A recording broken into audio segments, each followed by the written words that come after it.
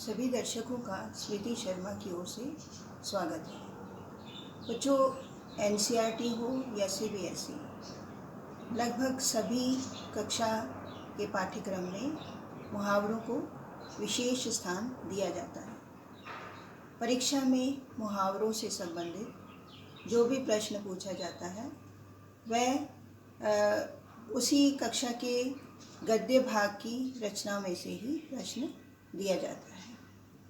इस प्रश्न में मुहावरों को वाक्यों में प्रयोग करने को कहा जाता है या फिर उन्हें रिक्त स्थानों में भरने के लिए कहा जाता है।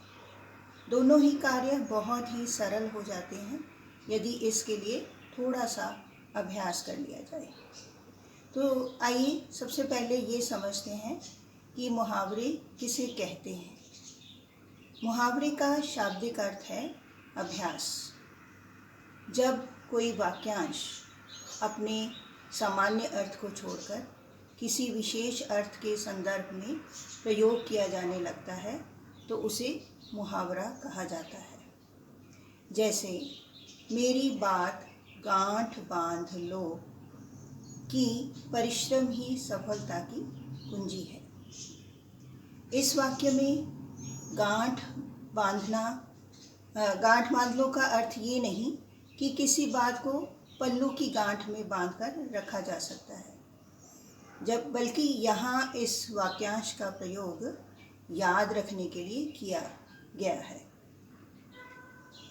इस प्रकार यहाँ गांठ बांधने का मुहावरे का अर्थ ये हुआ कि याद रखना। यहाँ मैं एक बात ये भी स्पष्ट कर दूं कि जब आप मुहावरे को वाक्य में प्रयोग करते हैं तो इस बात का भी ध्यान रखें कि वाक्य की आवश्यकता के अनुसार मुहावरे के शब्दों को थोड़ा बहुत परिवर्तित किया जा सकता है। जैसे मेरी बात गांठ बांध लो कि परिश्रम ही सफलता की कुंजी है। मुहावरा है गांठ बांधना और इसको जब हमने वाक्य में प्रयोग किया तो हमने लिखा गांठ बांध लो।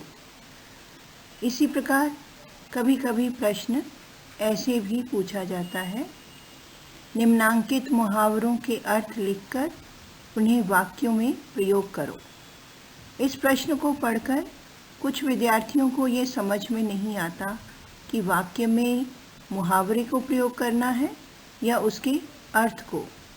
तो बच्चों, यहाँ पर ये बात भी गांठ बांध कर रख लो कि वाक्य में मुहावरे को ही प्रयोग करना है, उसके अर्थ को कभी नहीं। कुछ उदाहरण देखिए। पहला, सिर पर नंगी तलवार लटकना। उसका अर्थ है खतरा प्रत्यक्ष दिखाई देना। इसका वाक्य है, मैंने जो बनाया है वह इस प्रकार है, अंग्रेज़ों के राज में हर भारतीय यही अनुभव करता था मानो उसके सिर पर नंगी तलवार लटक रही हो। दूसरा है मुहावरा चेहरा मुरझाना।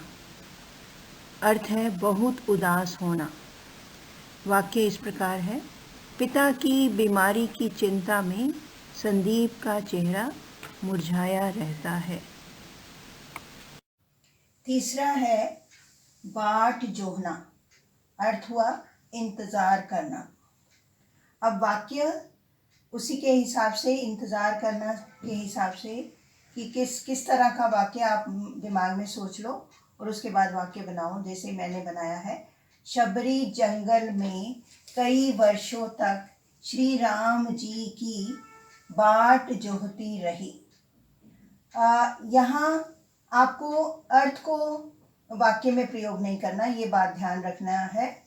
बाट जोहना मुहावरा है, लेकिन वाक्य बनाते समय हमने उसका बाट जोहना को कर दिया जोहती रही। वाक्य की आवश्यकता के अनुसार ये जो क्रियापद होता है इसको परिवर्तित किया जा सकता है।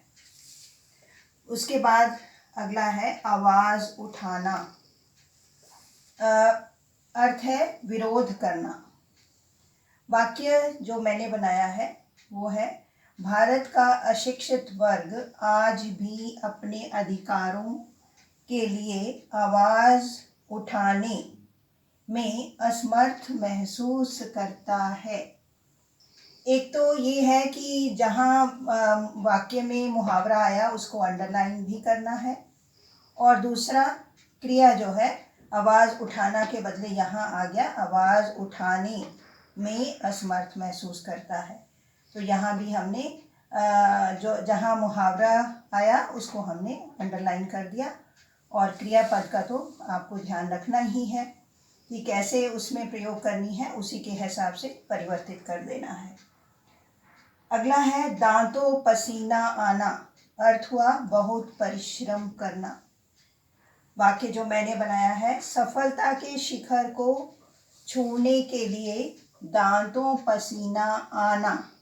यहाँ जो मुहावरा है एज इट इज प्रयोग हुआ है, तो क्योंकि वाक्य की जो नीड है, आवश्यकता है, वो उसी प्रकार है, तो दांतों पसीना आना स्वाभाविक ही है।